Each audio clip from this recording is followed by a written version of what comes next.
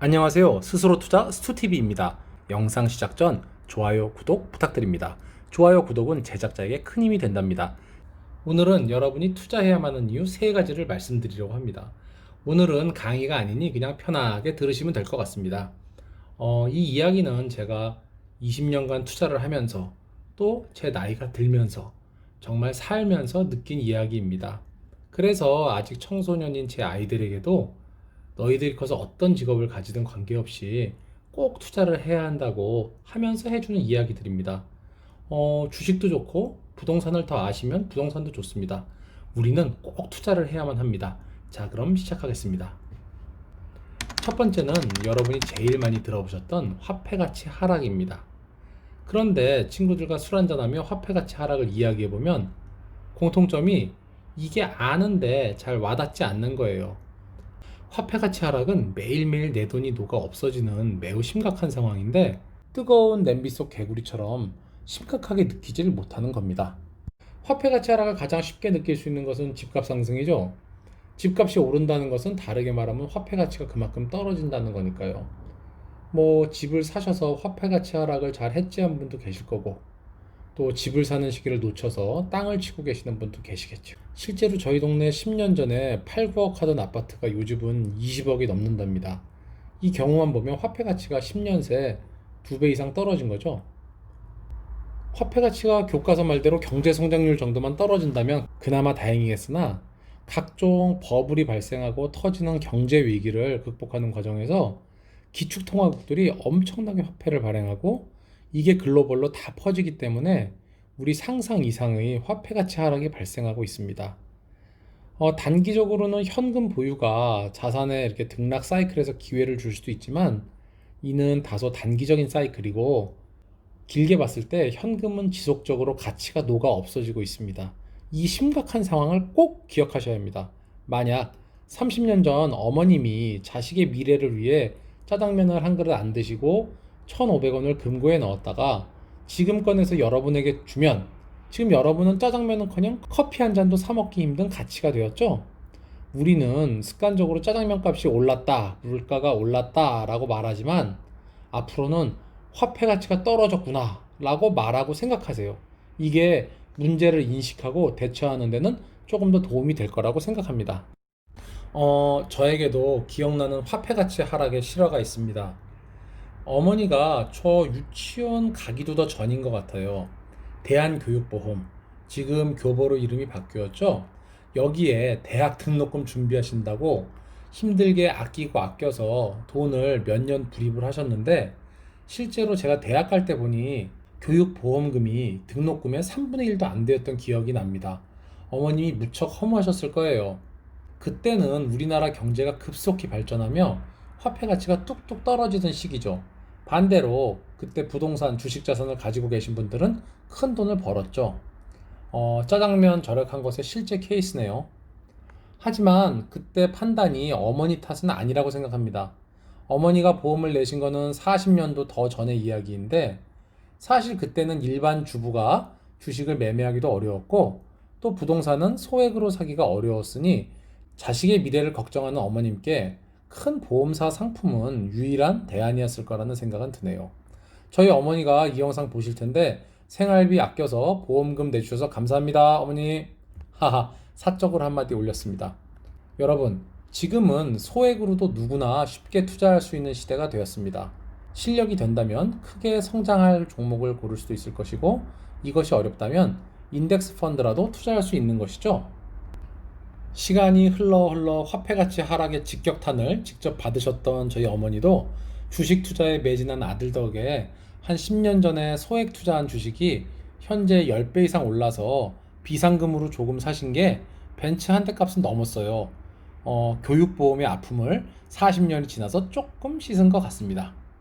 여러분, 현재의 자본주의 시스템에서는 화폐가치 하락은 막을 수 없어 보입니다. 본인이 힘들게 번 돈, 본인이 자신 있는 자산을 취득하셔서 꼭 지키셔야 합니다. 그리고 부자가 되고 싶은 젊은 구독자분들께는 한마디 더 말씀드리겠습니다. 주변을 돌아보시면 시간이 지날수록 가치가 떨어지는 것이 있고 시간이 지날수록 가치가 오르는 것이 있습니다. 자동차, 옷, 이런 대부분의 것들은 시간이 갈수록 가치가 절벽으로 떨어지는 것들입니다. 이런 것들로 본질적인 행복을 채우긴 힘들 것입니다. 꼭 필요한 것들은 자신의 상황에 맞게 소비하시고 적은 액수라도 절약하셔서 미래를 위해 꼭 투자하라는 말씀을 드리고 싶습니다. 처음에 돈 좀 날려도 공부하며 계속 투자하세요. 결국 길을 찾을 것이고 자잘한 수업료는 다 보상받을 수 있습니다. 다음은 두 번째 이유입니다. 바로 노동력 상실에 따른 노동 수익의 상실입니다. 쉽게 말해 지금처럼 나이 먹어서 계속 벌 수 없다는 이야기입니다. 사실 이것은 좀 나눠서 생각해 봐야 하는데 본인은 노동력이 있지만 사회의 요구로 일을 못할 수도 있을 거고 본인이 노동력을 잃어 못할 수도 있겠죠. 어느 경우이든 시간 차이지 시간이 지남에 따라 노동력을 잃고 노동 수익을 상실하게 될 것입니다. 그나마 나이가 먹어서 노동력을 잃는 것은 다행인데 불의의 사고나 질병으로 원치 않는 시기에 노동력을 잃는 슬픈 일도 우리 인생에는 생길 수 있습니다. 또 제 친구들 이야기하면 노동력 상실 부분은 사실 요즘 나이가 들어서 좀 바뀌었어요. 이제 살짝 인정하죠. 한 10년 전에는 제가 이런 소리 하면 흘려서 듣지도 않았습니다. 관성 때문인지 대부분의 사람들은 자기 처지가 바뀔 수 있다는 것을 잘 인정하지 않는 듯 합니다. 근데 뭐 이유가 뭐건 우리는 노동력을 상실할 것이기 때문에 그때를 대비해 노동 수익 이외의 자산이나 수익처를 만들어 놔야 합니다. 여기서 중요한 점은 바로 노동력이 있을 때 대비를 해놔야 한다는 것입니다. 이게 핵심이에요. 노동력이 있을 때 만들어 놓는 거예요. 많은 사람들이 직장을 잃은 후 그때까지 모은 돈으로 처음 사업을 시작하거나 그 돈을 처음 투자하니까 이게 상식적으로 성공할 확률이 높겠습니까? 그리고 진짜 적은 규모의 사업도 쉽지 않습니다. 돈도 예상보다 많이 들고 사람 다루기도 쉽지 않아요. 비전 없는 본인의 소기업에 다니려는 사람도 없을 것이고 다녀도 자기 일처럼 하려는 사람은 더 없어요. 진짜 쉽지 않습니다. 사업할 거면 젊을 때 시작해서 해야 합니다. 나이 먹어서 하는 사업은 직장에서 하던 일과 연관되는 일 아니면 정말 쉽지 않습니다. 주식 투자는 사업만큼은 힘들지 않지만 이것도 꼭 수업료가 들어가고 심리적으로 굉장히 힘듭니다. 이것도 훈련이 되어 있어야 합니다. 남의 말만 듣고 쉽게 생각하고 시작했다가는 진짜 큰일 납니다. 특히 유튜브나 증권 TV에서 전문가들이 나와서 시장을 분석하고 예측하는 말을 들으면 그럴듯합니다. 그분들 이야기를 들으면 주가 지수도 그분들 예상대로 움직일 것 같고 우리도 잘 듣고 따라하면 쉽게 돈 벌 것 같죠. 물론 그분들 말하는 것 중에 맞는 말도 많고 좋은 정보도 많습니다. 하지만 제가 말씀드리고 싶은 거는 그분들이 말하는 내용을 걸러서 들을 수 있는 귀가 없이 그냥 듣고 투자했다가는 낭패를 당할 수 있다는 것이죠.